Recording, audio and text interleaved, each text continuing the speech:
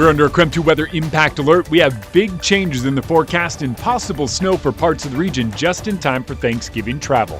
A deadly fire in Spokane claims the life of an 11-year-old boy tonight. How the fire department thinks it started. Plus, you could soon be paying more for your sewer, water, and garbage.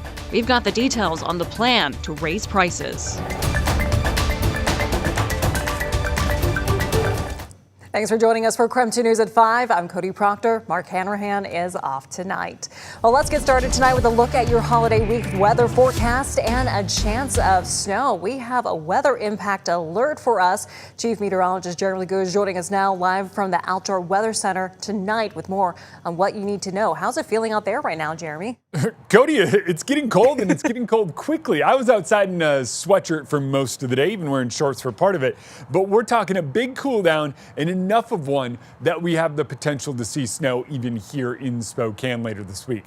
We're already down to 37 in town. 37 after topping out in the upper 40s earlier today. It was a warm one, but not so much the case anymore. Even parts of central Washington down in the mid-30s. Our incoming system, though, is predominantly coming out of the southwest. So I think this is one of those where we get an onset of snow at the start that transitions into rain.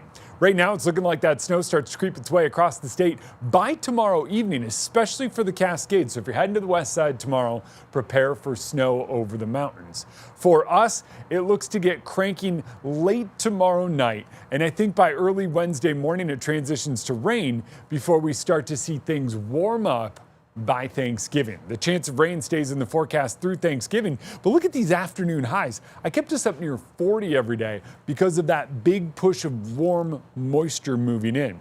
Overnight tonight, though, it's a cold one, and it stays cold enough tomorrow that I think we likely see snow at the onset tomorrow evening. Cody? Jeremy, thanks so much. In the meantime, new details on a house fire that killed a young boy. Spokane fire investigators say the fire was started by the child. It happened just after midnight in northwest Spokane. KREM 2's Shannon Mounty breaks down the latest. Spokane's fire department says the 11-year-old boy started the fire in the basement of this home on West Rowan Avenue. That's where he and his grandmother were sleeping. The fire department says the grandmother woke to a small fire in the corner of the room. She was unable to find the boy as the smoke and heat grew. She escaped upstairs where firefighters evacuated her. 4 other family members sleeping upstairs were able to escape. The fire department found flames coming out of the basement window when they arrived. Justin DeRuyter with SFD says much of the damage stayed downstairs where the boy was eventually found. 2 dogs and a cat also died. Community reaction is pouring in. Mayor Lisa Brown sent a statement extending condolences to the family, saying the city is mourning tonight. She says thoughts are with the family in this unimaginable time. We have also confirmed that this boy was a student at a Spokane public school. The district tells us that extra counselors are on hand for any students and staff that need them in this difficult time. Shannon Mounty, KREM 2 News.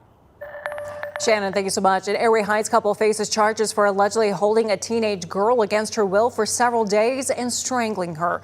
Court documents allege Airway Heights police officers and Child Protective Services noticed bruising and cuts on her neck. She also showed signs of malnutrition, saying she'd been locked up without food for 3 days. Documents reveal one of the defendants is the girl's aunt, who says that she heard her boyfriend attacking her niece. Both the aunt and boyfriend face charges of unlawful imprisonment, assault, and mistreatment. Tonight, a man's in custody after Spokane police responded to a hostage incident in west central Spokane last night. KREM 2's Regan Gallo has been following the story since it broke. And Regan, what do we know? Well, I'm standing right outside that apartment complex where all this happened last night on Sharp Avenue, right across from Maple Street. And Spokane police report that gunshots were heard, and that's when Spokane patrols, hostage rescue, and SWAT all came on scene. Police say the suspect is 40-year-old Lucas Woods. He is expected to appear in court today and could be charged with unlawful possession with a firearm, reckless endangerment, aiming and discharging weapons, and unlawful imprisonment. At the time of the incident, Spokane police say there was another person in the apartment with Woods, which is why Spokane police titled this incident a hostage situation. Police say the victim did have some injuries. However, they say no one was shot with a bullet. Spokane police have not said what exactly happened between Woods and the hostage victim leading up to the incident and how the two knew each other. Since last night, police say they were still trying to determine if this incident was a mental health crisis or a domestic violence incident. The time police evacuated the entire apartment complex and most of the area was blocked off. One neighbor I spoke to, Lucas Abson, tells me what he saw. That was the most police presence I've ever seen over here. So I pulled in, I saw all the police cars, the SWAT vehicles. I was like, that's weird. I went inside and that's what I saw, all the police presence back in the back too as well. Spokane police added Woods is a convicted felon and legally is not allowed to have a weapon. This is still a developing story. I'm reporting in Spokane. Regan Gallo, KREM 2 News. Regan, thanks so much. In the meantime, the city of Coeur d'Alene is looking to appoint someone to Council Seat 3. That seat opened up after Councilmember Dan Gukin was elected mayor. That person will serve the remaining council term, which runs until January 4th, 2028. Applicants must be registered voters, at least 18 years old, live within the city of Coeur d'Alene, and must have lived there for at least 30 days. Applicants should contact the city clerk for an application. The deadline to apply, if you're interested, is Monday, December 15th by 4 p.m. And happening tomorrow, Spokane City Council set to welcome its newest member, Kate Tellis. Tellis is filling the opening left by Councilmember Lily Navarrete from earlier this year.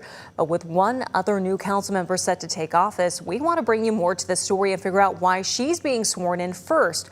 Well, since Tellis is filling an already vacant seat, city rules dictate she get to work immediately. Sarah Dixit will be sworn in after Jonathan Bingle's term ends in January. Well, we have a lot more news to get to tonight at 5. Coming up, the price of some utilities in the Lilac City could be going up. We'll tell you about the plan to raise them in a live report. And an embezzlement investigation into a local charity is wrapped up. Find out what authorities say they found.